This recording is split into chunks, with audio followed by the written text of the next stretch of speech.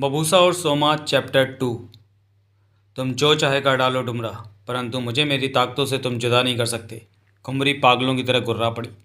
मेरी शक्तियों को पसंद नहीं कि वो किसी की जान लें, इस बात को पाप समझती हैं वो, परंतु मेरे आदेश पर हालातों को देखते हुए ऐसा कर सकती हैं।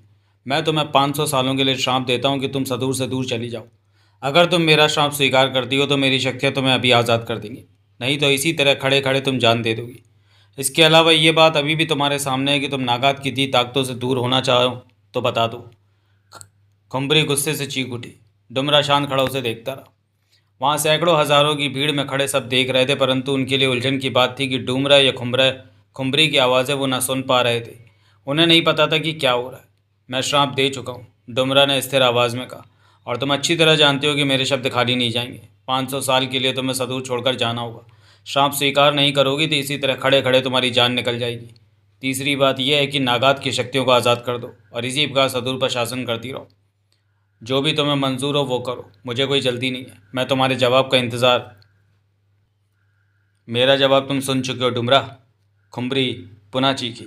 वो ताकतें अब मेरा हिस्सा बन चुकी हैं। उनके बिना मैं जीवन बिताने की सोच भी नहीं सकती। उन ताकतों में मेरी जान बसती है। डुमरा स्थिर सा खुम्बरी को देखता रहा। क्रोध में खुम्बरी का चेहरा तप रहा था। कोई और राह निकालो डुमरा। खुम्बरी एकाएक तेज सांसें लेने लगी। और कोई रास्ता नहीं है, डुमरा बोला। तुम अपनी शक्तियों के माध्यम से किसी की जान नहीं ले सकते। शक्तियाँ यह बात नहीं मानेंगी। वो मान रही हैं। तुम झूठ कह रहे हो। मैं झूठ नहीं बोलता कभी। शक्तियाँ तुम्हारी जान लेने को तैयार है, परंतु ये पाप मुझे अपने सिर लेना होगा। खुम्बरी गुर्रा कर रह गई। मेरे हुक्म और शक्तियाँ तुम्हारे पाँव को तब तक आज़ाद नहीं करेंगी जब तक कि तुम बेजान होकर गिर ना जाओ, तुम्हारे प्राण ना निकल जाएं, डुमरा ने कहा। तुम तो बहुत गिरे हुए इंसान हो डुमरा। खुम्बरी की निगाह पुनः पटाखा की तरफ गई। अभी भी तुम्हारे पास समय है कि तुम नागात की शक्तियों को आज़ाद कर दो और सदूर पर शासन करो। मैं उन ताकतों को अपने से दूर नहीं करूँगी डुमरा। खुम्बरी पागलों की तरह चीख उठी। मुझे तुम्हारा श्राप स्वीकार है। मैं 500 सालों के सदूर से दूर जाने को तैयार हूँ। अब तुमने श्राप स्वीकार कर लिया है। अगर तुम सदूर से नहीं गई तो खुद ब खुद ही तुम्हारी जान निकल जाएगी। जानती हूँ। खुम्बरी का चेहरा दहक रहा था। लेकिन मैं वापस आऊँगी डुमरा। तेरे से एक एक बात का बदला लूँगी और तेरी जान लेकर आऊँगी। अब मेरी ताकतें मेरा साथ देंगी। 500 सालों के बाद क्या होगा ये ना तुम जानती हो ना ही मैं, डुमरा ने गंभीर स्वर में कहा। मैं तुम्हें नहीं छोड़ूंगी।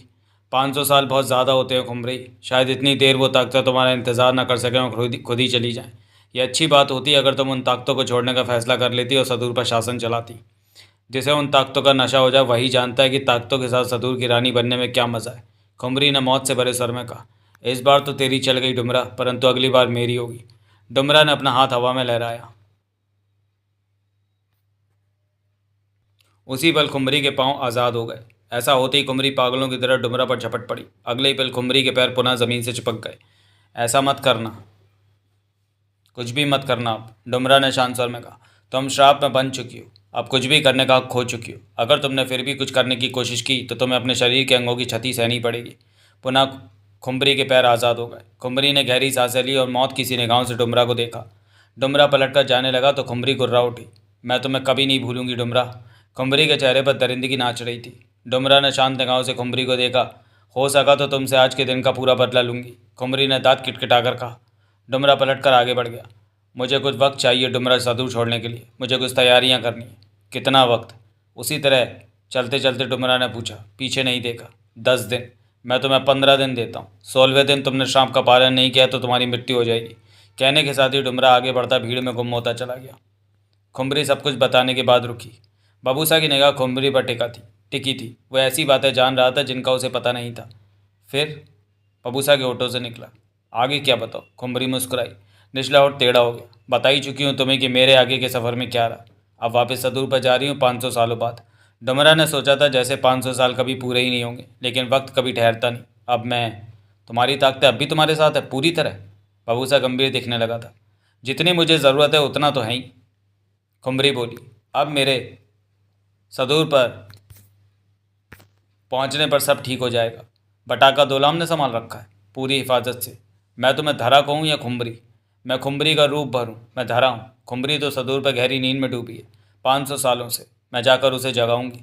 तुम जगाओगी? कैसे? वो मुझे पता है। खुमरी सदूर में कहाँ पर है ये मैं तुम्हें नहीं बताने वाली। तुम्हें मालूम है? मुझे क्यों ना मालूम होगा? तो तुम धरा हो खुमरी का ही रूप। सदूर पर पहुँचकर तुम्हारी क्या स्थिति होगी? मैं खुम्बरी की सहेली, दोस्त, उसकी करीबी बनकर रहूँगी। मैं खुम्बरी का ही तो हिस्सा हूँ। तो खुम्बरी पहले डुमरा से बदला लेगी, उसके बाद सदूर की रानी बनने की कोशिश करेगी। बबूसा गंभीर था। कोशिश? धरा मुस्कुराई तो उसका निचला और टेढ़ा दिखने लगा। खुम्बरी को कोशिश करनी है, सदूर उसी का तो है। ताकतें खुम्बरी की सहायता करेंगी और खुम्बरी सदूर की मालकिन बन जाएगी। टुकड़े टुकड़े हो चुका सदूर वापस सदूर से आ मिलेगा, बहुत बड़ा सदूर बन जाएगा। डुमरा के श्राप के शुरू होते ही सदूर कई टुकड़ों में बदल गया था। खुम्बरी की बची ताकतें टुकड़ों में बिखर जाएं, परंतु अब सब कुछ पहले जैसा हो जाएगा। धरा की आंखों में चमक थी। लेकिन सबसे पहले मैं डुमरा को खत्म करूंगी, नहीं तो वो फिर मेरी राह में मुसीबतें इकट्ठी करने की कोशिश करेगा। मैंने उससे बदला लेना है। बबूसा खुम्बरी और धरा को देखता रहा, फिर बोला, तुम्हारे बारे में काफ़ी सुन रखा था, परंतु अब जाना कि खुम्बरी की असलियत क्या है। डुमरा ही मेरे रास्ते में आया था, वही मेरे पीछे पड़ा था। मैंने तो उसे कुछ नहीं कहा था। धरा गुस्से में भर उठी। उसे तुम्हारी बुरी ताकतों से शिकायत थी। वो ताकतें जैसी भी हैं, मुझे उनसे प्यार है। तुम देख ही रहे हो वो मेरा कितना ख्याल रखती हैं। ताकतों को तुम्हारी चिंता क्यों है? क्योंकि मेरे पास रहकर वो सक्रिय रहेंगी। मेरे साथ ही उनका जीवन है। कोई दूसरा नहीं जानता कि उन्हें कैसे संभालना है। दूसरा तभी जानेगा जब मैं ताकतों को संभालने का तरीका बताऊंगी, और ये बातें मैंने अभी तक किसी को नहीं बताई। तुम चाहती तो ताकतों से अलग होकर सदूर की रानी बनी रह सकती थी, बबूसा ने कहा। वो ताकतें मेरा नशा है। मैं उनसे अलग होने की सोच भी नहीं सकती। उनके बिना मेरा जीना बेकार है। वो मेरा ख्याल रखती है और मैं उनका ख्याल रखती हूँ। मैं उनसे कभी भी अलग नहीं होना चाहूँगी। तो तुम सदूर पर फिर से अपनी क्रूरता का प्रदर्शन करोगी।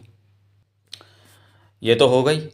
धरा मुस्कुराई तो निचला और टेढ़ा हो गया। मेरी ताकतें हैं ही ऐसी, वो किसी पर रहम नहीं करती। तुम बुराई नहीं छोड़ोगी। ये बुराई नहीं, मेरा शासन करने का तरीका है। मेरी ताकतें मुझे रास्ता दिखाती हैं और मैं सलामत रहती हूँ उस रास्ते पर चलकर। बबूसा सिर हिलाकर बोला, मैंने तुमसे बहुत कुछ नया जाना है। चेहरे पर गंभीरता थी। धरा उसी मुस्कान के साथ बबूसा को देखती रही। अब मैं चलूंगा, बबूसा ने कहा और पलट कर दरवाजे की तरफ बढ़ गया। बबूसा बाहर निकल आया। धरा खुलकर मुस्कुराई तो निचला और टेढ़ा दिखने लगा। तेरे को कोई नहीं जीत सकेगा अब खुम्बरी, वो बड़बड़ाई। सदूर पर तू सबसे महान बन जाएगी। सोमात अपने केबिन से निकला और दरवाज़ा बंद करते हुए आगे बढ़ गया। उसका चेहरा शांत दिख रहा था। उसने स्क्रीन द्वारा मोना चौधरी, नगीना और जगमोहन के केबिनों में देखा था, तो वहाँ किसी को भी नहीं पाया। वो समझ गया कि सब बबूसा के साथ पोपा के पीछे वाले हिस्से में मौजूद होंगे। वो जान चुका था कि सब उसके खिलाफ षड्यंत्र रच रहे हैं। उसे जान से खत्म करने की योजना बनाई जा रही है। इस विचार के साथ सोमात मुस्कुरा उठता कि वो पागल लोग अपनी ही मौत की तैयारी कर रहे हैं। रानी ताशा की तरफ से उसे इजाज़त मिल चुकी थी कि अगर वे उस पर हमला करें तो वो कुछ भी करने को आज़ाद है। सोमात जानता था कि इस सारे मामले की जड़ बबूसा है। बबूसा ने दूसरों को अपने साथ लगा रखा है। एक मोड़ से मुड़ने पर वो पतले से रास्ते पर आगे बढ़ा कि तभी पीछे से दबे पांव नगीना उसके पास पहुंची और हाथ में दबी तलवार तीव्रता के साथ सोमात की पीठ में घुसेड़ दी। इसके साथ ही नगीना भागती हुई नज़रों से ओझल हो गई। सोमात के कदम उसी पल रुक गए थे। उसने भागती नगीना को देख लिया था, परंतु उसके पीछे नहीं गया, क्योंकि तलवार पीठ से आती छाती वाले हिस्से से कुछ बाहर आ रही थी। उसने हाथ पीछे किया और तलवार की मूठ पकड़कर धीरे धीरे बाहर की तरफ खींचने लगा। 2 मिनट में उसने तलवार बाहर निकालकर फेंक दी और छाती पर बने सुराख को देखा। वैसे ही खड़ा रहा सोमात। मिनट भर में पीठ और छाती फिर से सामान्य हो गई। सोमात के चेहरे पर लापरवाही थी। वो आगे बढ़ गया। एक अन्य मोड़ मोड़ा कि सामने से जगमोहन और मोना चौधरी आते दिखे। उनके हाथों में तलवारें थी। सोमात को एकाएक सामने पाकर वो ठिठक गए। सोमात उनके पास जा पहुंचा। जगमोहन और मोना चौधरी की नजरें मिली, फिर सोमात को देखा। तुम लोग जानते हो कि मुझे नहीं मारा जा सकता, सोमात शांत स्वर में बोला। फिर क्यों बबूसा की बातों में आकर अपनी जान फंसाते हो? अपनी जान बचा के रखो, इसी में समझदारी है। लेकिन हमने तो तुम्हें कुछ भी नहीं कहा। तलवारें हाथ में लेकर क्या कर रहे हो? सोमात मुस्कुराया। ये तो यूं ही। अभी नगीना ने मुझ पर तलवार से हमला किया और भाग गई। तुम लोग भी मुझे ही ढूंढ रहे हो। बेवकूफ़ी मत करो। पहले भी मुझ पर हमला करके देख चुके हो कि मेरा कुछ नहीं बिगड़ता। नगीना ने ऐसा क्यों किया? मोना चौधरी बोली। क्या तुमने उसे कुछ बुरा कहा था? चालाक मत बनो, बबूसा की बातों में मत आओ, मारे जाओगे, सोमात ने सख्त स्वर में कहा। पता नहीं तुम ऐसी बातें क्यों कर रहे हो, जगमोहन ने कहना चाहा। तभी मोना चौधरी ने फुर्ती से तलवार का वार सोमात पर कर दिया। सोमात ने तलवार रोकने के लिए फुर्ती से हाथ आगे बढ़ाया तो उसका हाथ कटता चला गया। इसके साथ ही मोना चौधरी और जगमोहन फुर्ती से पलटे और भागते चले गए।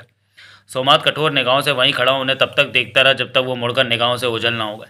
फिर अपने हाथ को देखा, जो कि हथेली तक बीच में से कटा पड़ा था। 3 उंगलियां एक तरफ थी और दूसरी तरफ 1 उंगली और अंगूठा था। सोमात ने दूसरे हाथ से हाथ को पकड़कर पुनः ठीक से जोड़ा और दबाए रखा। करीब 5 मिनट तक इसी स्थिति में रहा। फिर जब हाथ को छोड़ा तो वो जुड़कर पहले की तरह सामान्य स्थिति में आ चुका था। सोमात के होंठ भिज चुके थे। वो आगे बढ़ गया। बबूसा चालक कक्ष में पहुंचा। किलोरा एक कुर्सी पर गिलास थामे बैठा खोनम के घूंट पी रहा था। आओ बबूसा, एकाएक किलोरा उसे देखते ही बोला। खोनम पियोगे? तुम पियो। बबूसा ने सामने की विंडशील्ड से बाहर देखा। सूर्य चमक रहा था। तेज रफ्तार से पोपा अपने रास्ते पर बढ़ा जा रहा था। आगे कितनी देर का रास्ता साफ है? बबूसा ने पूछा। 2 दिन तक रास्ते में कोई समस्या नहीं आएगी। रास्ता साफ। बबूसा ने स्क्रीनों की तरफ देखा जहाँ से पोपा के हर तरफ का दृश्य दिख रहा था। तुम अकेले यहाँ रहे तो थक जाओगे। कुछ घंटे बाद राजा देव आ जाएंगे, तब मैं आराम कर लूँगा। किलोरा ने मुस्कुराकर कहा। राजा देव ने आने को कहा था? हाँ, वो अभी चक्कर लगा कर गए। बबूसा ने किलोरा को देखकर पूछा। तुम्हारे ख्याल में राजा देव कितनी देर तक यहाँ आएंगे? शायद 5-7 घंटों बाद। 5-7 घंटे बहुत है, तब तक मैं अपना काम पूरा कर लूँगा। बबूसा क्या उठा। कैसा काम बबूसा? मैं तुम्हें कष्ट देना चाहता हूँ किलोरा। कष्ट? कैसा कष्ट? उसी पल बबूसा का हाथ उठा और किलोरा के सिर पर जा पड़ा। किलोरा के होठों से कराह निकली। कोनम का गिलास हाथ से छूट गया। तभी बबूसा ने किलोरा की कनपट्टी पर जोरदार घूंसा मारा। किलोरा के होठों से मध्यम सी चीख निकली और वो कुर्सी पर ही एक तरफ लड़क गया। वो बेहोश हो चुका था। इस पर भी बबूसा ने 2 और घूंसे उसकी कनपट्टी पर मारे। फिर जेब से पतली सी डोरी निकालकर उसके हाथ पांव बांधे और उसे कुर्सी से उठाकर एक तरफ फर्श पर लिटा दिया। किलोरा गहरी बेहोशी में था।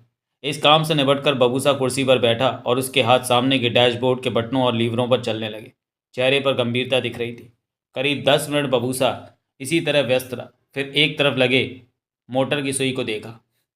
सुई दर्शा रही थी कि पोपा की रफ्तार 0 के करीब पहुंच चुकी है। मतलब कि पोपा अब एक साइकिल की सी रफ्तार से आगे बढ़ रहा था। अब ठीक है, बबूसा बड़बड़ाया। अब मैं अपने चक्रव्यूह पर काम कर सकूंगा और पोपा के भीतर मौजूद किसी को भी इस बात का एहसास नहीं होगा कि पोपा की रफ्तार क्या है। भीतर के लोगों को पोपा की रफ्तार का पता नहीं चलता, बेशक वो तेज़ हो या धीमा। इसके साथ ही बबूसा उठा और विंड स्क्रीन से बाहर देखा। रास्ता क्लियर था। फिर छोटी स्क्रीनों की तरफ देखा। सब ठीक पाकर बबूसा खिलोरा के पास पहुंचा। उसे चेक किया। वो गहरी बेहोशी में था। बबूसा चालक कक्ष से बाहर निकला, दरवाज़ा बंद किया और बाहर लगी नंबर की प्लेटों के कुछ बटनों को दबाकर दरवाज़ा लॉक किया और आगे बढ़ गया। चेहरे पर गंभीरता दिख रही थी। सोमात ने अपने केबिन का दरवाज़ा खोला और भीतर प्रवेश किया। अगले ही पल चौंका। उसके केबिन में नगीना मौजूद थी और देखते ही देखते हाथ में दबी तलवार उसके पेट में घुसेड़ दी। सोमात के शरीर को हल्का सा झटका लगा, लेकिन इसी के साथ ही उसने हाथ बढ़ाकर नगीना की गर्दन पकड़ ली। नगीना झटपटा उठी, परंतु सोमात शांत रहा। दूसरे हाथ से उसने पेट में धंसी तलवार बाहर निकाली और पास ही फेंक दी। नगीना खुद को छुड़ाने का असफल प्रयास कर रही थी, परंतु उसकी कोशिश सफल नहीं हो पा रही थी। मेरे समझाने पर भी तुम लोगों को समझ नहीं आई। सोमात सख्त स्वर में क्या उठा। नगीना खुद को छुड़ाने के लिए जोरों से तड़पी, लेकिन सोमात के हाथों की उंगलियों ने नगीना का गला नहीं छोड़ा। नगीना का चेहरा दम घुटने से लाल सुर्ख होने लगा। तो तुम पृथ्वी ग्रह पर राजा देव की पत्नी हो, कहते हुए सोमात बेहद शांत भाव में मुस्कुरा पड़ा।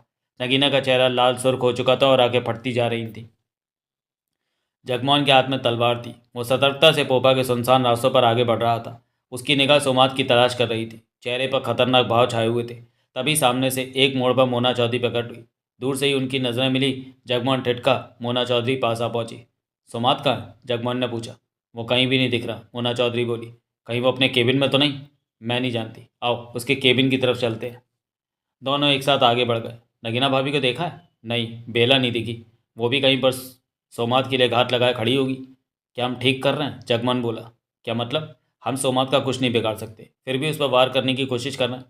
यह बबूसा का प्लान है। वो चाहता है कि तंग आकर सोमात उसे मारने पोपा के पीछे वाले हिस्से पर आ पहुंचे। बबूसा करना क्या चाहता है ये नहीं बता रहा वो।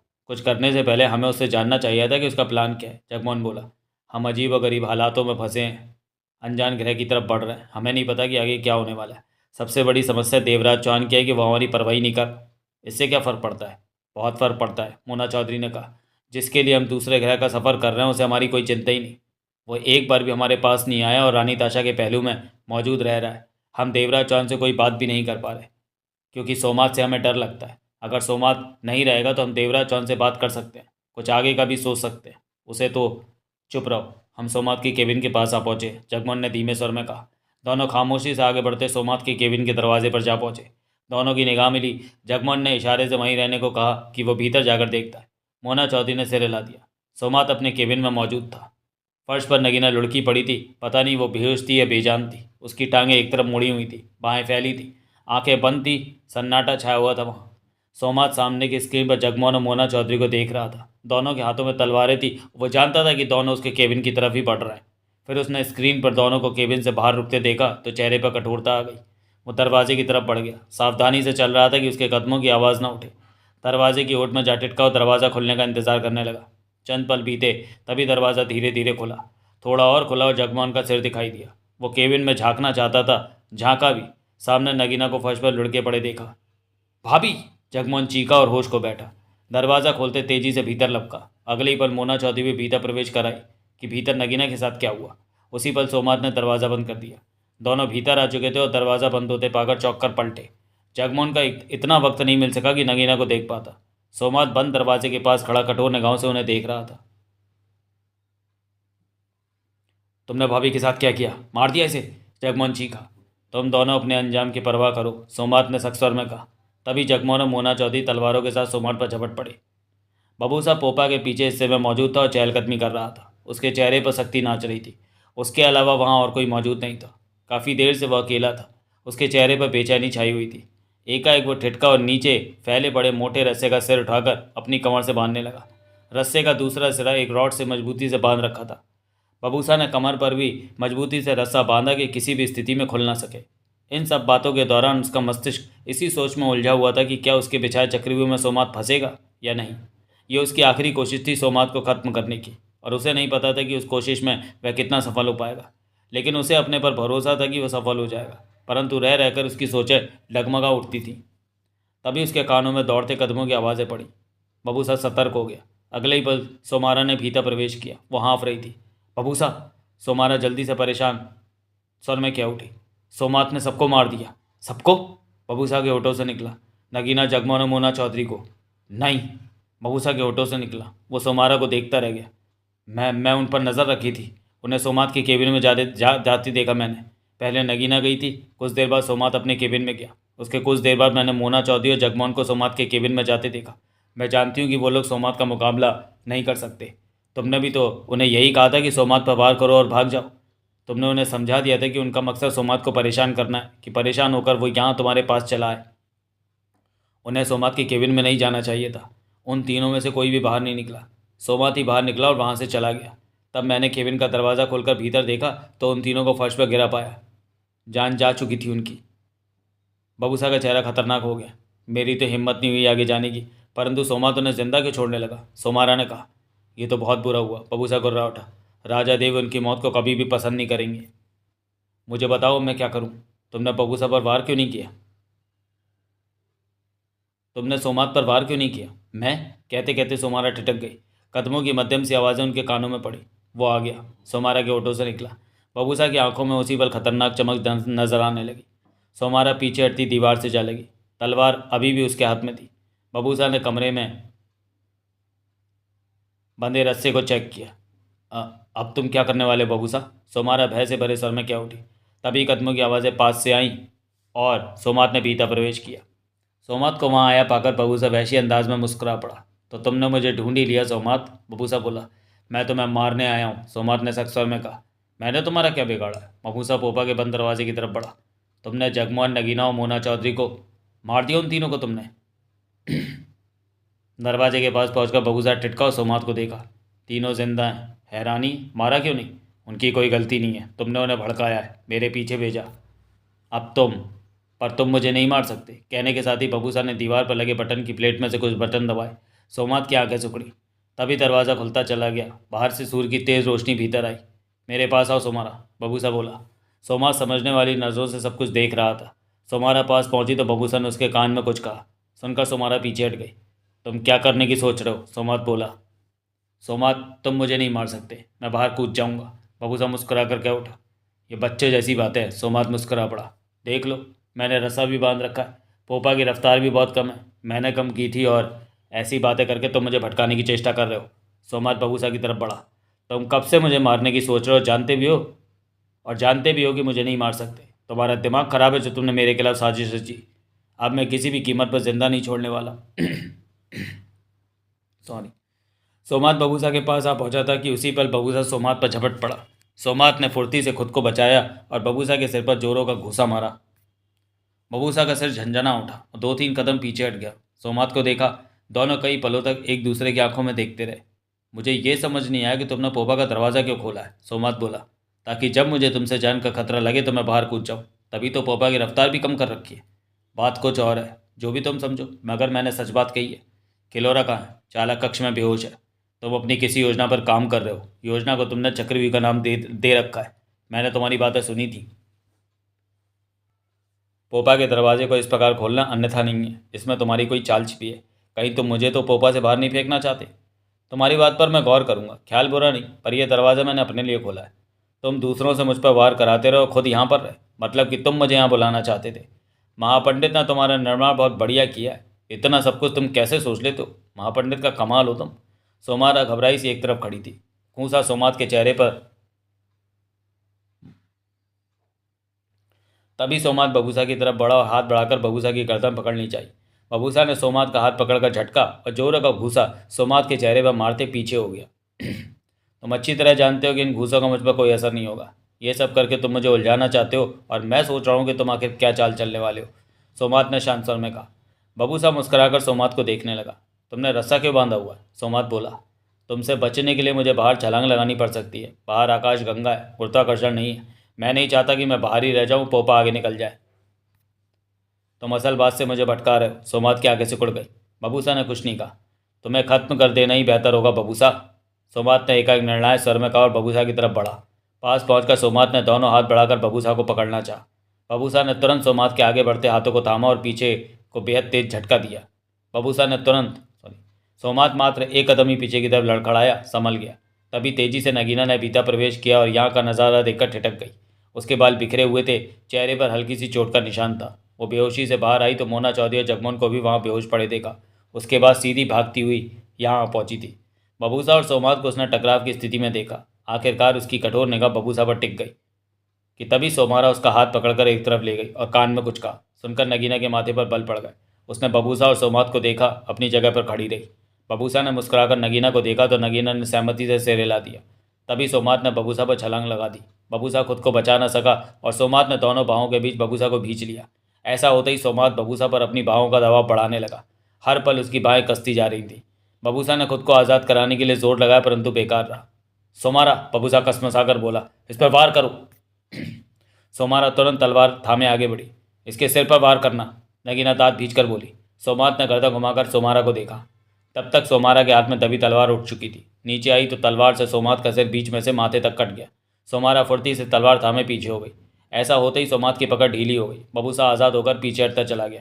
सोमात ने दोनों हाथों से अपने कटे सिर को दबा लिया और खड़ा रहा। तभी बबूसा सोमात पर झपटा। सोमात ने फौरन टांग घुमाई, जो कि बबूसा के पेट में जा लगी।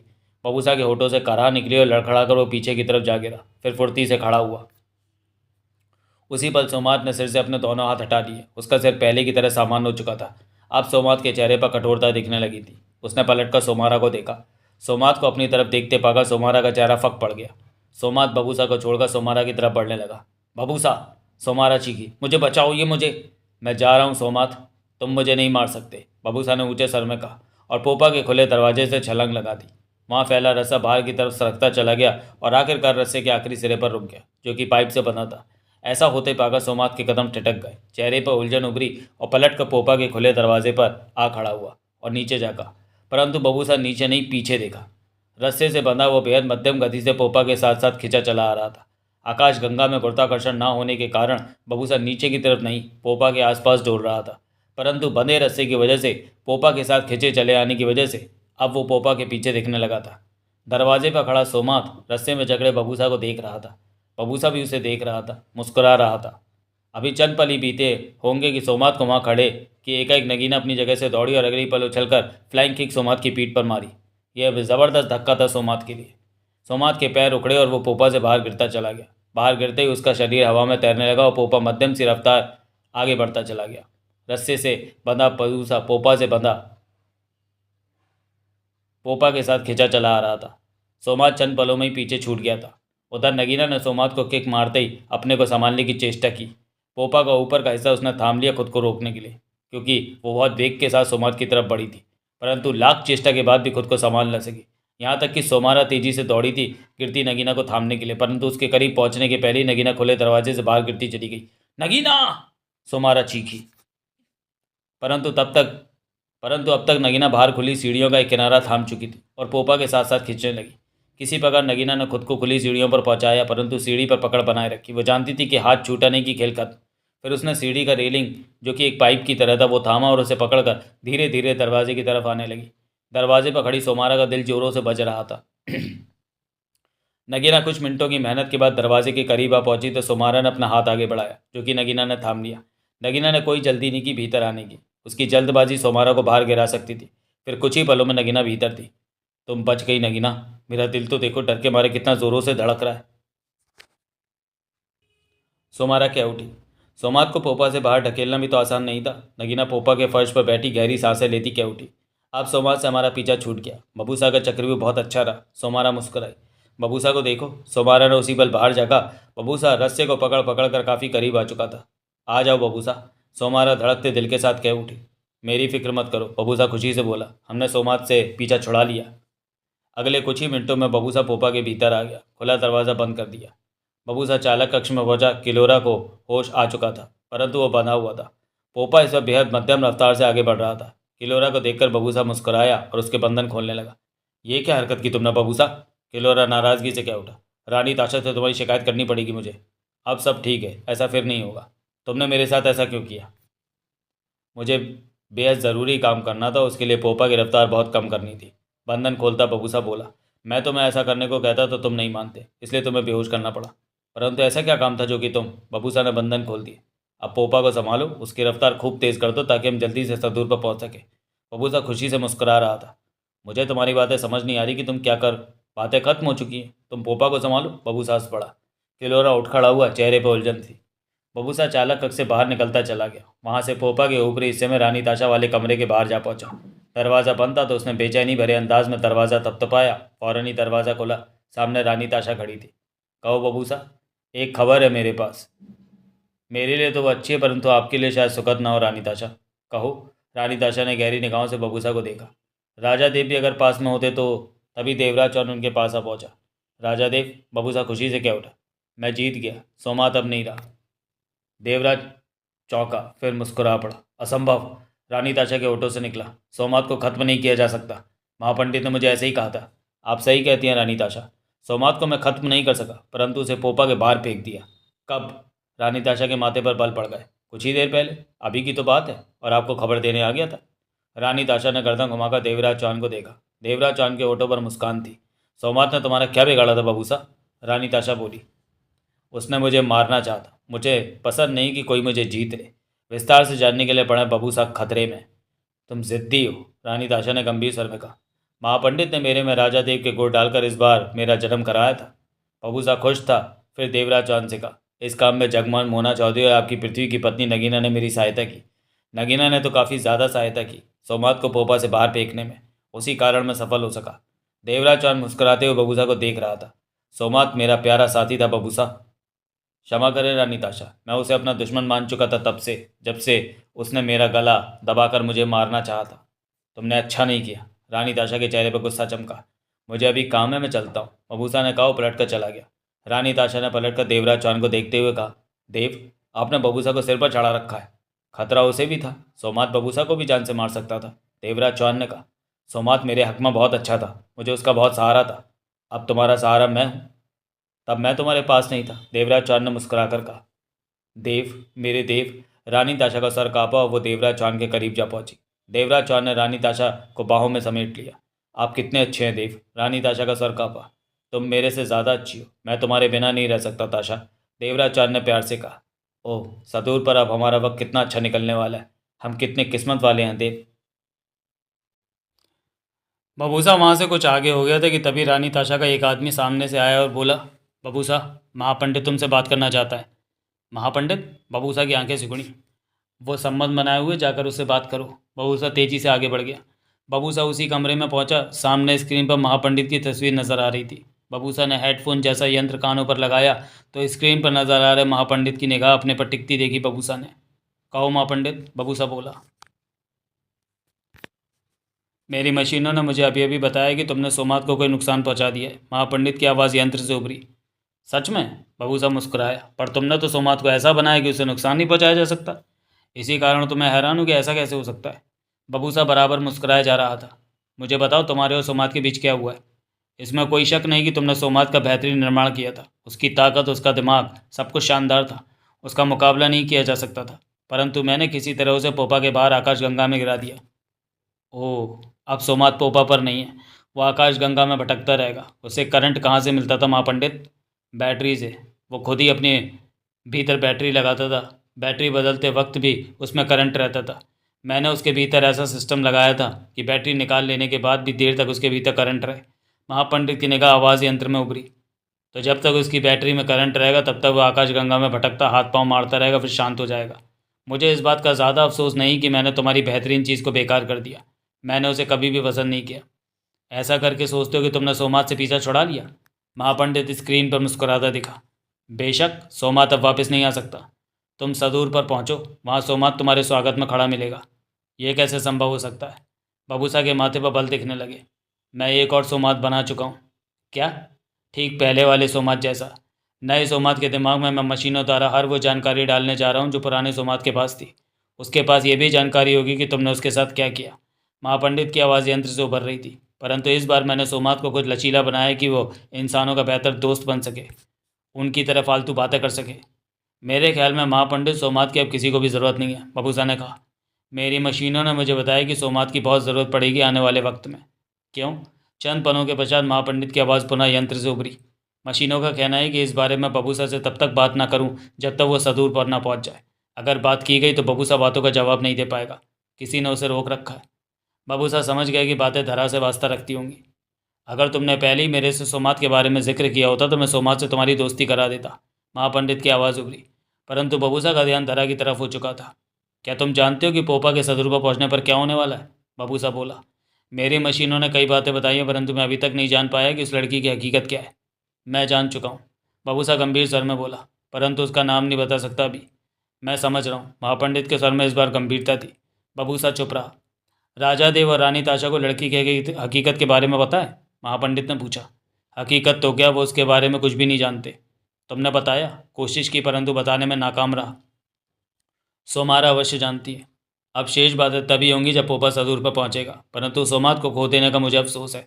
सोमात जैसी चीज़ का निर्माण करने में मुझे बहुत मेहनत और वक्त लगता है। मशीनों ने एक अजीब बात कही मुझसे। क्या? रानी ताशा राजा देव को सदूर पर पहुंचती खो देगी? ऐसा ही होगा, बबूसा ने गंभीर स्वर में कहा। इससे ज़्यादा मैं अभी नहीं बता सकता महापंडित। क्या रानी ताशा को इस बात का एहसास है? उन्हें कुछ भी नहीं मालूम। ये सब धरा। ओह बस करो महापंडित, बातों का रुख उधर ही मुड़ रहा है। इस बारे में मुझे बात करने से रोका जाता है। मैं चाहकर भी बात पूरी नहीं कर सकता, बबूसा ने कठिनता से कहा। उधर से महापंडित ने बात खत्म कर दी। जगमोहन और मोना चौधरी को होश आ चुका था। इस वक्त वो सोमात के केबिन में ही थे। नगीना और सोमारा पास में थी। उन्हें पता चल गया था कि बबूसा ने किस तरह सोमात को पोपा से बाहर आकाश गंगा में ढकेल दिया। ये जानकर वो खुश थे कि सोमात से पीछा छूट गया।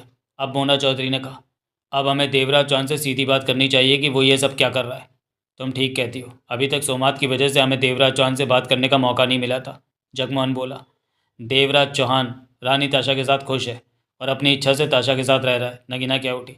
ऐसे में हमें उनके बीच नहीं आना चाहिए। देवराज चौहान की खुशी में ही मेरी नहीं बेला। मोना चौधरी का सर कठोर हो गया। मैं बात ज़रूर करूँगी। मोना चौधरी ठीक कह रही है भाभी, जगमोहन गंभीर दिखा। हमें देवराज चौहान से स्पष्ट बात करनी चाहिए। पहले तो हमें सोमात के डर ने रोका हुआ था, लेकिन अब ऐसा कुछ भी नहीं। तभी दरवाज़ा खुला और बबूसा ने भीतर प्रवेश किया। क्या हाल है दोस्तों? बबूसा खुशी से कह उठा। तुम सबकी सहायता के बिना सोमात से पीछा नहीं छूट पाता, परंतु तुमने भी अपना चक्रव्यूह बढ़िया बना रखा था। जगमोहन मुस्कुरा पड़ा। तभी तो काम हो सका। तुम्हें चाहिए था कि हमें अपनी सोचों से अवगत करा देते। सॉरी, तुमने हमें पहले बताया कि उन्हें कि क्या करना चाहते हो, मोना चौधरी बोली। पोपा में ऐसे यंत्र लगे हुए हैं कि सोमात हमारी बातें सुन सकता था, इसलिए मैंने हमेशा ही चक्रव्यूह बताने की बात को नज़रअंदाज किया। कहने के साथ ही उसने नगीना को देखा। तुमने बेहद अच्छा मेरा साथ दिया, नहीं तो सोमात को आकाश गंगा में गिराने में दिक्कत आती। मुझे सोमारा ने कान में बताया था कि सोमात को आकाश गंगा में गिराना है। उस वक्त सोमात खुले दरवाजे पर खड़ा था और ये अच्छा मौका था कि मैं उसे बाहर ढकेल देती। तब मैंने ऐसे ही किया। जब सोमात वहाँ पहुँचा तो सोमारा के कान में मैंने ही बताया था कि सोमात को आकाश गंगा में गिराना है। जब वो सोमारा को मारने के लिए आगे बढ़ा तो सोमात का ध्यान भटकाने के लिए मैं आकाश गंगा में कूद गया। मैं जानता था कि मुझे देखने सोमात खुले दरवाजे पर ज़रूर आएगा, और ऐसा ही हुआ। मैंने रस्सा बांध रखा था, इसलिए संभला रहा। पोपा की रफ्तार ज़ीरो पर मैं पहले ही ला चुका था। सब कुछ वैसे ही हुआ जैसा मैंने सोचा था। अब सोचता हूँ कि अगर नगीना वहाँ ना होती तो सोमात को आकाश गंगा में गिराना आसान काम नहीं था। सोमारा इस काम को करने में कमज़ोर पड़ जाती। हाँ, सोमारा ने कहा, मेरे लिए सच में कठिन काम था। मैं तब सोच ही रही थी और नगीना हरकत में आ गई। हम देवराज चौहान से बात करने जा रहे हैं, मोना चौधरी बोली। अब हमें सोमात का डर नहीं रहा। क्या बात करनी है राजा देव से? बबूसा बोला। यही कि रानी ताशा के लिए बेला को क्यों छोड़ रखा। अभी ऐसी कोई बात मत छेड़ो, बबूसा ने गंभीर स्वर में कहा।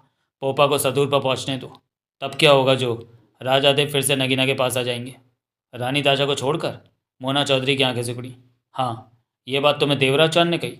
नहीं, परंतु मुझे मालूम है कि ऐसा होने वाला है। मेरी बात का भरोसा करो। स्पष्ट कहो कि तुम क्या कहना चाहते हो। जगमोहन बोला। कुछ भी स्पष्ट नहीं बता सकता। अगर मुझ पर भरोसा है तो पोपा के सदूर पर पहुंच जाने का इंतज़ार करो। ऐसी बहुत सी नई बातें हैं जो तुम सबको और परेशानी में डाल देंगे। मैं स्वयं आने वाले वक्त के बारे में चिंतित हूँ। तो हमें बताओ कि क्या बात है, नगीना बोली। चाह कर भी नहीं बता सकता। बबूसा के चेहरे पर सख्ती आ गई। भरोसा करो, मैं सच कह रहा हूँ। अभी शांत रहो, चुप रहो। सोमात से हमने छुटकारा पा लिया है, परंतु महापंडित का कहना है कि सदूर पर पहुंचने पर एक नया सोमात वहां पर मौजूद होगा। क्या? सोमारा चौंकी। ऐसा क्यों? जगमोहन बोला। पता नहीं, पर महापंडित कोई भी काम बिना वजह नहीं करता। कुछ तो बात होगी। परंतु महापंडित कहता है कि इस बार सोमात पहले से अलग आदतों वाला होगा। हर तरफ परेशानी परेशानी है। बबूसा गंभीर दिख रहा था। तो देवराज चौहान से बात ना करें। जगमोहन सोच भरे सर में क्या उठा। मुझ पर भरोसा रखो, पोपा को सदूर पर पहुंचने दो। उसके बाद बबूसा धरा के केबिन में पहुंचा। दरवाज़ा खोला तो धरा को केबिन में टहलते पाया। उसे देखकर धरा मुस्कुराई तो निचला होठ टेढ़ा हो गया। फिर वो बेड पर जा बैठी और बबूसा को शांत निगाहों से देखने लगी। कुछ पल उसे देखने के बाद बबूसा ने कहा, अब मैं फुर्सत में आ गया हूँ। पहले मेरा ध्यान दो तरफ बटा हुआ था। बहुत खुश हो सोमात को पोपा से बाहर ढकेल कर? अब बबूसा ने धरा को गहरी निगाहों से देखा। मैं तुम पर ध्यान दे सकता हूँ। तुम? खूब। धरा मुस्कुराई तो निचला होठ टेढ़ा हो गया। अब तुम मुझ पर ध्यान देने वाले हो? बबूसा धरा को देखता रहा। सोमात को पोपा से बाहर ढकेल कर ये तो नहीं सोच रहे कि तुम मुझे भी बाहर फेंक दोगे? मैं ऐसा करना चाहता हूँ, बबूसा बोला। तो करो, आओ मेरे पास, मुझे उठाओ और पोपा से बाहर फेंक दो। धरा हंस पड़ी। बबूसा वहीं खड़ा धरा को देखता रहा। मुझसे डरते हो? धरा ने कहा। बबूसा किसी से नहीं डरता। डरती तो तुम हो जो किन्हीं ताकतों का सहारा ले रही हो। वो ताकतें ही तो मेरे वजूद को कायम रख रही हैं, वरना खुमरी तो कभी की खत्म हो गई होती। मैं कोई ऐसा रास्ता तलाश करूंगा जिससे तुमसे मुकाबला कर सकूं। तो तुम मेरा मुकाबला करने की सोच रहे हो? धरा हंसी। मैंने तुम्हारा क्या बिगाड़ा है? तुमने अपनी ताकतों से राजा देव को रानी ताशा का दीवाना बना रखा है। इससे राजा देव भी धोखे में और रानी ताशा भी धोखे में जी रही है, क्योंकि सदूर पर पहुंचते ही राजा देव पर से तुम्हारी ताकतों का असर हट जाएगा और वो रानी ताशा को छोड़कर वापस नगीना का हाथ थाम लेंगे। इससे रानी ताशा को कितनी तकलीफ होगी? मुझे क्या, मेरा मतलब तो सदूर पर पहुंचने से है। तो तुम सदूर की रानी बनने की सोच रही हो? सदूर की मालकिन बनना मेरे लिए नया अनुभव नहीं है। मैं पहले भी सदूर की मालकिन थी, धरा ने तन कर कहा। सदूर सिर्फ मेरा है। अब फिर मेरी ताकतें मुझे सदूर की मालकिन बना देंगी, लेकिन मेरा पहला काम होगा डुमरा से 500 साल मुझे सदूर से दूर रखने का बदला लेना। धरा के चेहरे पर दरिंदगी नाच उठी। पहले मैं डुमरा को मौत की नींद सुलाऊंगी, फिर सदूर की रानी बनूंगी। बहुत गलत किया था डुमरा ने मेरे साथ। मैं उसे तुम्हारी ताकतों में क्रूरता है, डुमरा ने, इसलिए तुम्हें सदूर से भगा देना चाहा। धरा ने बबूसा को क्रोध भरी नज़रों से घूरा। तुम खुमरी के सामने डुमरा को सही कह रहे हो? धरा ने कठोर स्वर में कहा। सही बात कहने में गलत क्या? डुमरा गलत है। मैंने उसे कुछ नहीं कहा था। उसकी मेरी कोई लड़ाई नहीं थी। धरा फुफकार उठी। इस बात का जवाब तो डुमरा ही दे सकता है, बबूसा बोला। उसी पल बबूसा को लगा किसी ने उसके पैरों को पकड़कर खींच लिया हो। बबूसा धड़ाम से नीचे जा गिरा। होठों से करा निकली। वो संभला और जल्दी खड़ा हो गया। धरा गुस्से से बबूसा को घूर रही थी। बबूसा ने उसके चेहरे के भाव देखे तो बोला, ये तुमने मेरे साथ क्या किया? तुम्हें डुमरा को सही कहने की सज़ा मिली है। दोबारा तुमने ऐसा कुछ कहा तो सज़ा और भी सख्त होगी। तुम्हारा मतलब कि मैं तुम्हारे हक में बात कहूँ? धरा के चेहरे पर क्रोध नाच रहा था। मैंने तुम्हें एक एक बात बताई कि मेरे और डुमरा के बीच क्या हुआ था, तब भी तुम्हें समझना है कि गलती किसकी थी। मैं समझ सकता हूँ कि डुमरा तुम्हारी तरफ क्यों बढ़ा होगा। क्यों? क्योंकि तुम सदूर की शासक थी और मासूम लोगों पर जुल्म और क्रूरता कर रही थी। तो इसमें डुमरा का क्या जाता है? मैं सदूर की रानी हूँ, जो मेरे मन में आएगा वो करूँगी। डुमरा जानता था कि तुम नागात की ताकतों का इस्तेमाल करती हो, जो कि क्रूर है। इससे डुमरा को क्या? तरफ फुफकार उठी। इस बात का जवाब डुमरा ही देगा। वो बिना वजह तो तुम्हारी तरफ बढ़ा नहीं होगा। तुमने उससे नहीं पूछा? वो बेवकूफ़ मेरे हर सवाल पर एक ही रट लगाए हुए था कि नागात की ताकतों को छोड़ दूं, और तुम्हें ये बात पसंद नहीं थी। इसी से समझ लो कि ये बात मुझे कितनी नापसंद थी कि मैंने 500 साल सदूर से दूर रहना पसंद किया, परंतु उन ताकतों को नहीं छोड़ा। उन ताकतों ने इस बात का सिला भी दिया मुझे। वो हमेशा मेरे साथ रहीं इन 500 सालों में। इस वक्त भी मुझे वापस सदूर पर पहुँचाने में सहायक हो रही हैं। ऐसी ताकतों के बिना कौन रहना चाहेगा? मेरा वजूद ही इन ताकतों के साथ है, वरना खुमरी बेकार है। तुमने इन ताकतों को देखा है? बबूसा ने गंभीर स्वर में पूछा। सहायक ताकतों को नहीं, परंतु मुख्य ताकतों से सदूर पर मेरी मुलाकात होती थी। वो मुख्य ताकतें जो सहायक ताकतों से काम लेती हैं। तुम इन बातों को नहीं समझ पाओगे बबूसा। मुख्य ताकतें इंसान के रूप में होती हैं? नहीं, उनका अपना रूप होता है, सबसे जुदा, सबसे अलग रूप। वो तुमसे मिलने आती हैं? मैं जब भी बुलाती हूँ वो ताकतें आती हैं। क्यों ना आएंगी? वो मेरा हुक्म मानती हैं। वो सब मेरे काबू में है। नागात महान था जिसने इन ताकतों को काबू में कर रखा था। धरा मुस्कुराई तो निचला होठ टेढ़ा हो गया। तुम सदूर पर कहाँ जाओगी? अपनी उसी गुप्त जगह पर जहाँ दोलाम मेरे शरीर को सुरक्षित रखे हुए है और मेरी हर ज़रूरी चीज़ वहाँ पर मौजूद है। सदूर छोड़ते वक्त 500 साल पहले मैं पूरी तैयारी करके चली थी कि वापसी पर मेरे को किसी तरह की परेशानी ना हो अपनी चीज़ों को तलाशने में। धरा ने हंसकर कहा, वो जगह कहाँ है? ये नहीं बताऊंगी। बताने की ज़रूरत भी क्या है? तुम डर रही हो तभी नहीं बता रही। मैं श्योर नहीं चाहती कि वहाँ पर तुम या कोई और आकर मेरी शांति भंग करे। वहाँ पहुँच कर मुझे बहुत से काम करने हैं। अपनी ताकतों को जगाना है, मंत्रों वाला कटोरा तैयार करना और भी बहुत कुछ। मुझे तो लगता है कि 500 साल बीत जाने के बाद तुम्हारा शरीर खराब हो गया होगा। ऐसा कभी नहीं हो सकता। धरा कुर्रा उठी। दोलाम लापरवाही करके सज़ा का हकदार नहीं बनना चाहेगा। उसने मेरे शरीर को बहुत हिफाजत से रखा होगा। 500 सालों में कितनी भी हिफाजत में रखा जाए कोई भी शरीर सलामत नहीं रहता, बबूसा ने कहा। दोलाम बहुत काबिल इंसान है, वो अपना काम करना बखूबी जानता है। 500 साल जितनी लंबी किसी की उम्र नहीं होती। शायद दोलाम मर गया हो। वो जिंदा है, स्वस्थ है, बिल्कुल पहले की तरह। तुम्हें कैसे पता? मेरी ताकतें मुझे बताती रहती हैं। दोलाम को मेरी ताकतें उम्र दे रही हैं कि वो मेरे शरीर को सुरक्षित रख सके। तुम्हारी ताकतें भी तुम्हारे शरीर का ध्यान रख रही होंगी। ये काम ताकतें नहीं कर सकती, परंतु दोलाम से ये काम करवा सकती हैं। दोलाम को किसी भी चीज़ की ज़रूरत हो तो ये बता देती है कि वो चीज़ कहाँ पर मिलेगी। इस वक्त बटाका कहाँ है? उसी गुप्त जगह पर सुरक्षित रखा है। मैं तुम्हारे साथ वहाँ चलना चाहूँ तो क्या मुझे साथ ले चलोगी? अबूसा ने कहा। मुझे तुम्हारी कोई ज़रूरत नहीं, धरा ने स्पष्ट इनकार किया। तो क्या हो गया? फिर भी मैं तुम्हारे साथ चल सकता हूँ। धरा चंद पल चुप रहकर बोली, तुम साथ नहीं चल सकते। मुझे इनकार का इशारा मिल रहा है। कौन दे रहा है इशारा? वही ताकत दे रही है जिसने तुम्हें अभी सज़ा दी थी। तो तुम ताकतों के इशारे पर काम करती हो? कभी कभी। ताकतों की सलाह मेरे फ़ायदे के लिए होती है, मैं खुशी से उनकी बात मानती हूँ। तो अब तुम सदूर पर पहुँच डुमरा से बदला लोगी? यह मेरा पहला काम है, उसके बाद ही सदूर की रानी बनूंगी। तुम रानी बनोगी तो रानी ताशा राजा देव का क्या होगा, जो अभी सदूर के मालिक हैं? ऐसे मामूली लोगों की मैं कभी भी परवाह नहीं करती। धरा मुस्कुराई तो होठ टेढ़ा हो गया। बबूसा की गंभीर निगाह धरा पर थी। तुम तो देवराज चौहान के बहुत वफादार हो। राजा देव को मैं पसंद करता हूँ। मुझे पसंद नहीं करते? तुम्हें? मैं सुमारा से शादी करूँगा। गलत मत समझो, मैं सेवक के नाते तुमसे बात कर रही हूँ कि अगर तुम मुझे भी देवराज चौहान की तरह पसंद करो तो मैं तुम्हें अपना सेवक बना लूँगी। ये मत भूलो कि मैं अब सतूर की रानी बनूंगी। मेरी सेवा में रहकर तुम्हें बहुत फ़ायदा होगा। मैं सिर्फ राजा देव की सेवा कर सकता हूँ। बबूसा मुस्कुराए, किसी और की नहीं, क्योंकि मैं राजा देव को पसंद करता हूँ। राजा देव के साथ रहता हूँ तो मुझे बहुत खुशी मिलती है। तुम कोई और सेवक ढूंढ लो। तारा मुस्कुराई तो उसका निचला होठ टेढ़ा हो गया। अगर मुझे पृथ्वी ग्रह पर ही पता चल जाता कि तुम खुमरी हो तो मैंने तुम्हें कभी भी साथ नहीं लाता, बबूसा बोला। क्यों? क्योंकि तुम सदूर की शांति भंग करने वाली हो। डुमरा भी अब बहुत बूढ़ा हो चुका होगा। और तुम? वो बूढ़ा नहीं है, धरा ने इनकार में सिर हिलाया। महापंडित अपने पिता डूमरा को बूढ़े होने पर हर बार उसे नया जवान शरीर दे देता है। मेरी ताकतें मुझे बता चुकी हैं कि कुछ वक्त पहले ही डूमरा को नया शरीर मिला है। फिर तो वो तुम्हें ज़बरदस्त टक्कर देगा। धरा की आंखों में खतरनाक चमक उभरी। वो मुस्कुराई। तुम जाओ बबूसा, बातें बहुत हो गई। तुम्हारे और मेरे रास्ते अलग हैं। तुम देवराज चौहान की सेवा करो जिसका कोई भविष्य नहीं है। मैं जल्दी तुम्हें सदूर की मालकिन बनी दिखूंगी। खुम्बरी सबसे ताकतवर है। सदूर की एकमात्र ताकत खुम्बरी होगी। कहने के साथ ही धरा ठहाका मारकर हंस पड़ी। कोई मेरा मुकाबला नहीं कर सकेगा। बबूसा पलटा और बाहर निकल गया। पतले रास्ते पर आगे बढ़ता चला गया। चेहरे पर गंभीरता दिख रही थी। वो अपनी ही सोचों में उलझ गया था कि खुम्बरी सदूर पर क्या रंग दिखाने वाली है।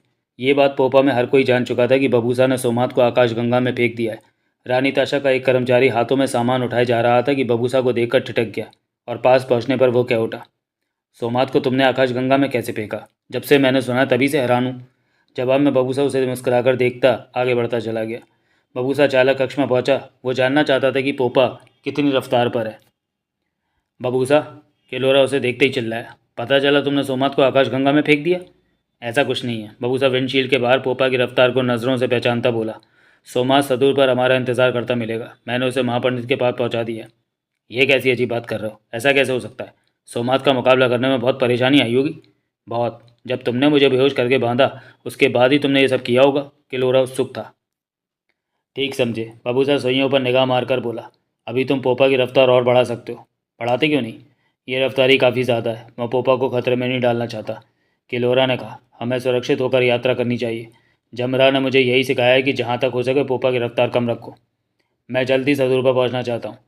पोपा की रफ्तार में इससे तेज़ नहीं कर सकता, यह अभी भी तूफानी रफ्तार से जा रहा है। बबूसा चालक कक्ष से बाहर निकला और पोपा की किचन में पहुंचा। वहाँ 2 आदमी खाना तैयार कर रहे थे। खुशबू फैली थी। जल्दी से खाना तैयार करो, मुझे भूख लगी है, बबूसा ने कहा। हमें हैरानी है कि तुमने सोमात का मुकाबला करके उसे पोपा के बाहर फेंक दिया।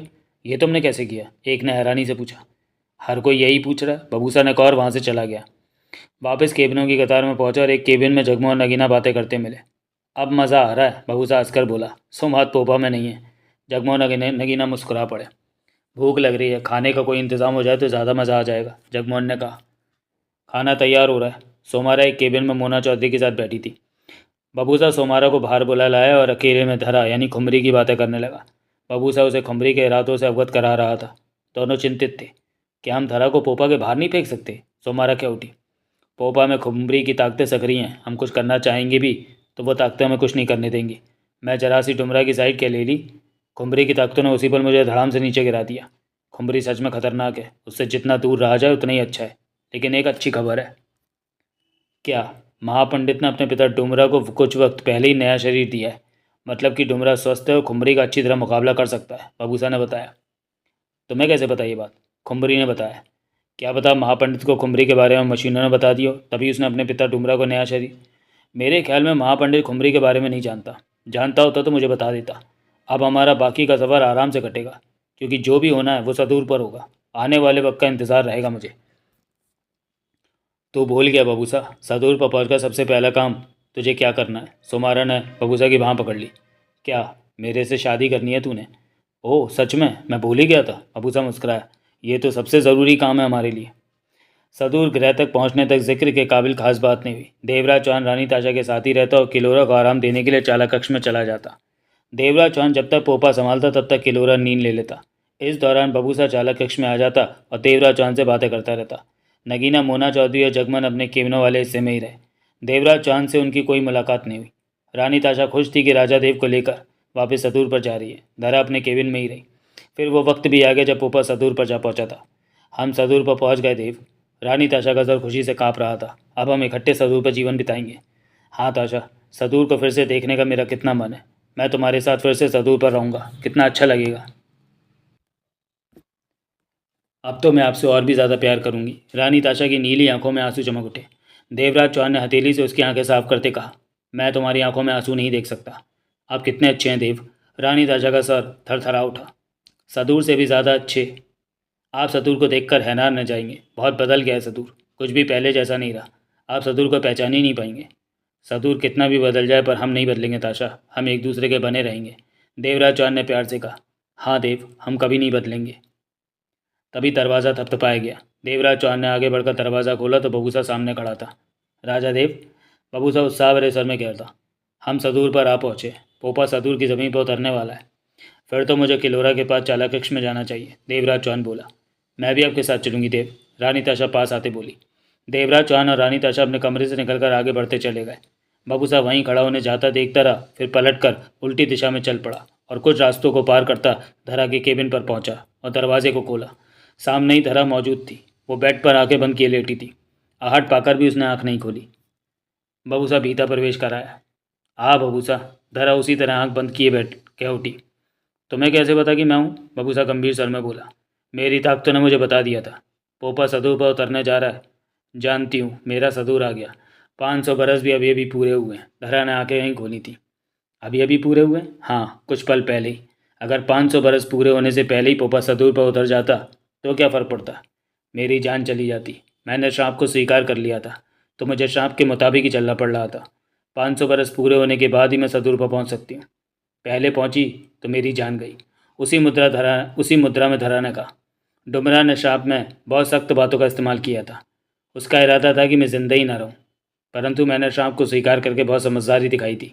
श्राप के स्वीकार करते ही डुमरा मनी मन तिलमिला गया होगा कि मैंने श्राप स्वीकार कर लिया। उसी पल धरा ने आंखें खोली और उठ बैठी। शांत निगाहों से बबूसा को देखा। डुमरा चाहता था कि मैं जिद पर अड़ जाऊं, श्राप स्वीकार न करूं और जान चली जाए मेरी। अगर उसे पता होता कि मैं श्राप स्वीकार कर लूँगी तो वो मुझे और भी कठोर श्राप देता। यह भी संभव है कि अभी 500 बरस पूरे ना हुए और पूरे हो गए हैं। पृथ्वी के वक्त के हिसाब से 10 घंटे पहले 500 साल पूरे हो गए हैं। यह हिसाब मेरा नहीं, मेरी ताकतों का है। वो मेरे एक एक पल का हिसाब रख रही हैं। ताकतों ने ही मुझे बताया था कि सांप के 500 साल पूर्ण हो गए हैं। तो मैं खुशी तो बहुत हो रही होगी 500 साल पूरे करके सदूर पर आ पहुंचने की। बहुत। धरा मुस्कुराई तो उसका निचला होठ टेढ़ा हो गया। अपने घर आना किसे अच्छा नहीं लगता। मेरी ताकतें बेसब्री से मेरे वापस आने की राह देख रही हैं। 500 साल की तकलीफ मैंने ही नहीं, मेरी ताकतों ने भी सही है, जो तब से एक ही जगह फंसी हुई हैं। परंतु अब वो पहले से ज़्यादा ताकतवर हो गई हैं। वो सब खुशी से पागल हो रही हैं कि मैं जल्दी से उनके पास पहुंच जाऊं। सबसे ज़्यादा तकलीफ तो डुमरा को हो रही होगी कि मैं सही सलामत 500 साल पूरे करते ही वापस आ गई। ये वक्त मैंने बहुत कष्ट में रहकर पूरा किया है। इससे बड़ा कष्ट क्या होगा कि सदूर को छोड़कर मुझे दूसरे ग्रह पृथ्वी पर जाकर जन्म लेने पड़े, जबकि हर पल मुझे सदूर की मालकिन होने का एहसास होता रहा। तड़पती रही मैं, लेकिन वक्त कट ही गया। मैं डुमरा को बहुत बुरी मौत दूंगी कि क्या डुमरा को पता होगा कि तुम आ गई हो? उसके पास तो मेरा पूरा हिसाब होगा। मतलब कि वो जानता है कि तुम पोपा में बैठ कर आ रही हो। धारा बबूसा को देखते रही, फिर शांत अंदाज में मुस्कुराई। डुमरा जानता है, मुझे मालूम है कि तुम क्या सोच रहे हो बबूसा। क्या? यही कि मेरे पोपा से बाहर आते ही डुमरा मुझ पर वार कर सकता है, जबकि मेरे पास 2-3 ताकतें ही हैं। बबूसा की नज़रें धरा पर ही रहीं। परंतु डुमरा ऐसा नहीं कर सकता। क्यों? डुमरा को सांप के नियम से चलना होगा, वरना मुझे दिया श्राप उसे भुगतना पड़ सकता है। कैसा नियम? नियम है कि श्राप पूरा करने पर श्राप देने वाला पहला वार उस पर तब तक नहीं करेगा जब तक कि श्राप पूरा करने वाला उस पर वार ना कर दे। अगर अब डुमरा ने मुझ पर वार किया तो 500 सालों का श्राप उसे भी भुगतना पड़ेगा। ओह। डुमरा मेरे पहले वार का इंतज़ार करेगा। धरा खतरनाक अंदाज में हंस पड़ी। पर मैं उसे निराश नहीं करूंगी। जल्दी उस पर वार करके उसे वार करने का मौका दूंगी। खुम्बरी किसी से झगड़ा लेती है तो छाती ठोक कर सामने वाले को भी मौका देती है। मैं तुम्हें एक रास्ता बता सकता हूँ कि उससे ये झगड़ा नहीं होगा, बबूसा ने कहा। रास्ता? धरा हंसी और बबूसा को देखा। तुम डुमरा पर वार ना करो। तुम्हारा मतलब कि मैं डुमरा को माफ़ कर दूँ? धरा के माथे पर बल पड़ गए। कुछ भी समझो, इससे झगड़ा ही खड़ा ही नहीं होगा। और तुम बेवकूफ़ हो बबूसा। धरा गुर्रा उठी। तुम चाहते हो कि झगड़े के डर से मैं डुमरा को जाने दूँ? नहीं, ये कभी नहीं हो सकता। और मेरी ताकतें तो इस बात को ज़रा भी पसंद नहीं करेंगी। वो मेरा काम करना बंद कर देंगी। काम करना बंद कर देंगी? परंतु वो तो तुम्हारे अधीन है और उन्हें तुम्हारी बात माननी पड़ेगी। बेशक, परंतु वो अपनी मनमानी भी कर सकती हैं। मेरे कामों को पूरा करने में देर लगा सकती हैं। नाराज़गी से काम करेंगी तो नुकसान मुझे होगा। लेकिन बात ये नहीं, मैं डुमरा को सबक सिखाना चाहती हूँ। मैं बदला लेकर रहूँगी। खुम्बरी को झगड़ा करना अच्छा लगता है। खुम्बरी ने कभी डरना नहीं सीखा। बदले की मुझ में तीव्र इच्छा है। तभी तो मैं सदूर की रानी बाद में बनूंगी। पहले डुमरा से बदला लूँगी। 500 साल कम नहीं होते बबूसा। डुमरा ने खुम्बरी पर अपनी शक्तियों का प्रयोग धोखे से किया। जब मेरा पटाखा गिर गया तो तब उसने मुझे घेरा। मैं बेबस हो गई थी तभी तो वो मुझे शाम दे सका। और मैं चाहता हूँ तुम्हारा और डुमरा का झगड़ा ना हो। तेरे को क्या पड़ी है ऐसा चाहने की? तुम्हारे झगड़े में सदूर की हालत बिगड़ेगी, ये चिंता है मुझे। पर मुझे चिंता नहीं है। वैसे भी सदूर का कुछ नहीं बिगड़ेगा। ये मेरा और डुमरा के बीच का मामला है। मतलब कि तुम डुमरा से बदला लेकर रहोगी? बबूसा गंभीर हो गया। धरा ठठाकर हंस पड़ी। खुम्बरी अपने दुश्मन को कभी नहीं छोड़ती। डुमरा को तो बिल्कुल नहीं छोड़ूंगी। बबूसा कई क्षणों तक धरा को देखता रहा, फिर बोला, तुम्हारी बातें मुझे राजा देव को बतानी होंगी। ज़रूर बताओ। धरा मुस्कुराई तो निचला और टेढ़ा हो गया। जब मैं पोपा से उतर कर चली जाऊंगी तो बता देना। तुमने सही कहा था कि तुम्हारी ताकतों ने राजा देव को रानी ताशा का दीवाना बना रखा है। देख लेना, सतूर अब दूर तो नहीं रहा। धरा ने आंखें नचाई। रानी ताशा के दिल को तकलीफ पहुंचेगी जब राजा देव उसका साथ छोड़ देंगे। खुम्बरी इन बेकार की बातों की परवाह नहीं करती। ये प्यार की बातें हैं। प्यार में जब दिल टूटता है तो बकवास। प्यार व्यार कुछ नहीं होता। खुम्बरी की निगाह में प्यार पागल लोगों की चीज़ें हैं। अगर प्यार सच में बढ़िया होता तो खुम्बरी को कब का किसी से प्यार हो गया होता। परंतु खुम्बरी को प्यार की कभी ज़रूरत ही महसूस नहीं हुई। तुमने कभी प्यार नहीं किया? कभी भी नहीं। पृथ्वी पर तो नहीं। मुझे कोई मर्द कभी पसंद नहीं आया। मैंने किसी भी जन्म में शादी नहीं की। सहवास तो किया होगा? वो भी नहीं, खुम्बरी ने शांत स्वर में कहा। जब सदूर पर थी तब भी नहीं किया। जब पृथ्वी पर गई तब भी नहीं किया। प्यार को मैंने हमेशा ही बेकार की चीज़ समझा है। मुझे मर्द की कभी भी ज़रूरत ही महसूस नहीं हुई। हैरानी है, बबूसा ने गंभीर स्वर में कहा। खुम्बरी है ही ऐसी। जब तुम्हें प्यार का एहसास होगा तो तब पता चलेगा कि ये पागल लोगों का काम नहीं है। इन बातों की मुझे ज़रूरत नहीं। तो तुम्हारे जीवन में है ही क्या? सदूर की रानी बनना और डुमरा से बदला लेना, बस यही है तुम्हारी ज़िंदगी? सबकी यही ज़िंदगी होती है। सबकी ज़िंदगी में प्यार होता है, बबूसा ने शांत स्वर में कहा। मेरे ख्याल में तुम्हें एक बार प्यार का स्वाद चखना चाहिए। इन बातों के लिए मेरे पास वक्त ही नहीं है। प्यार करने के लिए वक्त नहीं चाहिए होता, सिर्फ प्यार चाहिए होता है। किसी से प्यार करोगी तो अपनी ज़िंदगी को बदला हुआ पाओगी। तुम्हें मेरी बहुत चिंता हो रही है बबूसा। कहीं तुम्हारे मन में ये तो नहीं कि ऐसी बातें करके तुम मुझसे प्यार कर लोगे? बबूसा ने धरा को देखा और पलट कर बाहर निकलता चला गया। बबूसा चालक कक्ष में पहुंचा तो देवराज चौहान और रानी ताशा को वहां मौजूद पाया। बस राजा देव, किलोरा कह रहा था, कुछ ही मिनट में हमें सदूर की ऊंची इमारतें दिखने लगेंगी। ऊंची इमारतें? देवराज चौहान के होंठ सिकड़े। हाँ देव, रानी ताशा मुस्कुराकर कह उठी। मैंने आपको बताया तो था कि जमरा ने एक नया सदूर खड़ा कर दिया है। 2 लोगों के बैठने के वाहन चलते हैं सड़कों पर। आपके लिए बड़ा वाहन बनाया उसने। वैसा कुछ भी नहीं सदूर पर, जैसा कि आपने पहले देखा था। ये तो देखने पर ही समझ पाएंगे राजा देव की सदूर कितना बदला है, बबूसा ने कहा। तुमने तो बदला हुआ सदूर देखा है बबूसा, देवराज चौहान ने कहा। हाँ राजा देव, सिर्फ 30 साल पहले ही तो महापंडित ने मेरा जन्म कराकर मुझे पृथ्वी की टोबू जाति में छोड़ा था। 30 सालों में भी काफ़ी बदलाव आ चुके हैं, रानी ताशा ने कहा।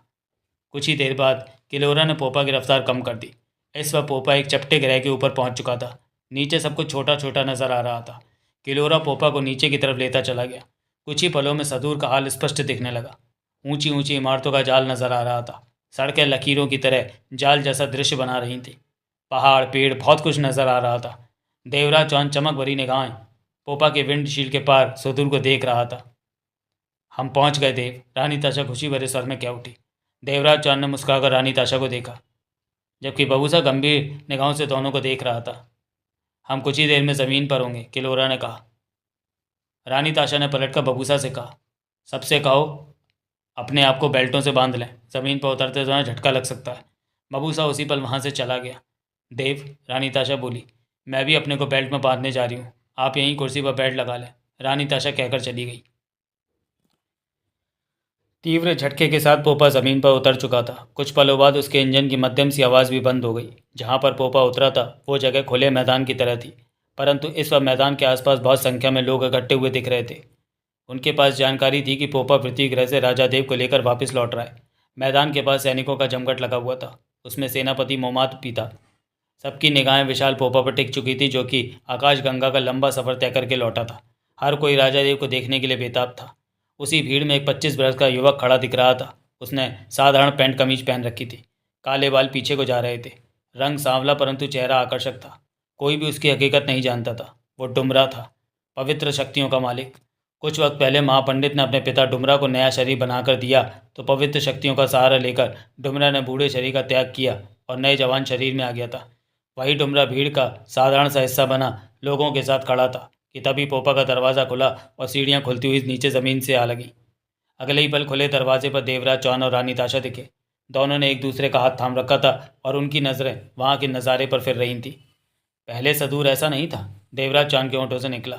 उसकी नज़रें लोगों से पीछे दिख रही इमारतों पर थी। यह आपका सदूर है देव, आप राजा हैं यहाँ के। मैंने किसी प्रकार इसे संभाले रखा, रानी ताशा ने कहा। यह तो पृथ्वी जैसे ही लगता है। देवराज चौहान हैरान था। पृथ्वी ग्रह तो सदूर से बहुत शानदार है। सदूर को भी हम वैसे ही बना लेंगे, रानी ताशा बोली। आगे बढ़ो ताशा, देवराज चौहान ने कहा। रानी ताशा सीढ़ियाँ उतरने लगी। देवराज चौहान का हाथ थाम रखा था। उसने एक सीढ़ी पीछे देवराज चौहान था। रानी ताशा की आंखों में खुशी भरी चमक थी। देवराज चौहान जैसे सदूर को पहचानने की चेष्टा में लग रहा था। फिर पीछे बबूसा और सोमारा उतरते दिखे। उनके पीछे मोना चौधरी, नगीना, जगमोहन थे। फिर धरा भी दिखी, जो बराबर मुस्कुरा रही थी। उसका निचला होठ टेढ़ा सा हुआ पड़ा था। होठ टेढ़ा होते ही वो एकाएक खूबसूरत दिखने लगती थी। ऐसे में उसकी खतरनाक मुस्कान को भी पहचाना जा सकता था। धरा की चाल में खास तरह की अकड़ थी। शरीर में तनाव था, जैसे वो शान से चलने की कोशिश में हो। सीढ़ियाँ उतरते धरा की निगाह दूर लोगों की भीड़ में उस तरफ उड़ गई जिधर डुमरा खड़ा था। लगता था जैसे अभी अभी उसकी ताकतों ने उसे डुमरा की मौजूदगी के बारे में अवगत कराया हो। धरा की आंखें सिकुड़ चुकी थी और होठों के बीच जहरीली मुस्कान नृत्य करने लगी थी। वो सब सीढ़ियों से नीचे आ गए। अब रानी ताशा के कर्मचारी और किलोरा सीढ़ियों से उतर रहे थे। सेनापति मोमात रानी ताशा के पास आकर आदर भरे स्वर में बोला, आपके गृह पर आपका स्वागत है रानी ताशा।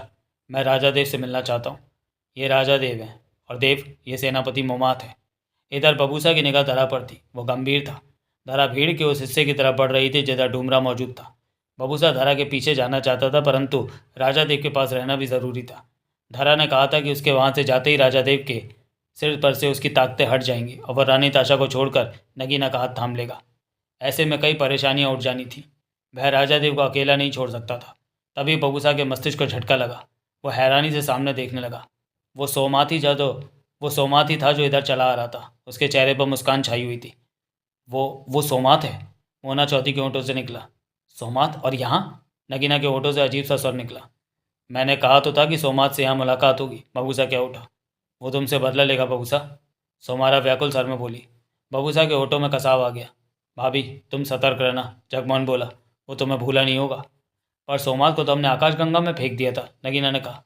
यह वो नहीं है। महापंडित ने सोमाद जैसा एक और बना रखा था। जो जानकारी सोमाद के पास थी वही जानकारी महापंडित ने सोमाद के मस्तिष्क में डाली है। महापंडित ने ऐसे ही कहा था। उसने ये भी कहा था कि यह सोमाद कुछ अलग तरह का होगा। अलग तरह का? बबूसा की निगाह सोमाद पर टिक चुकी थी। मुस्कुराता हुआ सोमाद करीब आता जा रहा था। धरा भीड़ के पास पहुंची। सामने डुमरा खड़ा था। दोनों की नज़रें मिली।